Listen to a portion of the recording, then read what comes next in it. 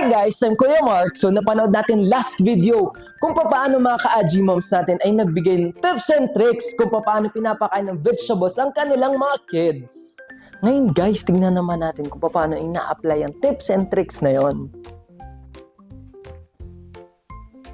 Uy, sakto, nagluto pala si Chef Kyle ngayon. Hi Chef Kyle, anong niluluto mo today? So magluluto tayo ng vegetable gratin tsaka ng tokwa bites today. Wow, ang sarap naman nun! Sakto, nakakwentuhan kayo mga ka-AG moms natin kanina at nagbigay sila ng iba't ibang tips para mapakain ng vegetables ang mga anak nila. Ikaw naman, Chef Kyle, ano naman ang tips na mabibigay mo sa mga moms out there para mapakain ng vegetables ang mga kids nila? Yan, so sakto yung niluluto natin today. Vegetable gratin tsaka tokwa bites. So for our Vegelicious tip number 1, pwede tayo mag-grate ng veggies and mix with the sauce kung may sauce yung dish. So ang ating Vegelicious tip number 2, pwede natin i-shape ang ating mga mixture into fun shapes para ma-enjoy ng mga kids. So for our last Vegelicious tip, pwede natin lagyan ng grated cheese para ma-enjoy ng ating mga kids.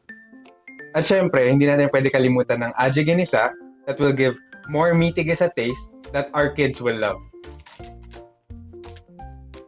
Ayun guys, tikman naman natin yung tokwa bites at vegetable gratin ngayon. Sarap! Ayan, effective ang tips nila Mami Carla, Mami Malu at Mami Abby at of course Chef Kyle para sa isang very delicious meal.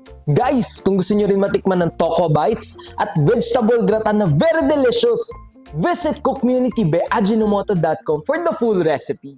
Ajinomoto.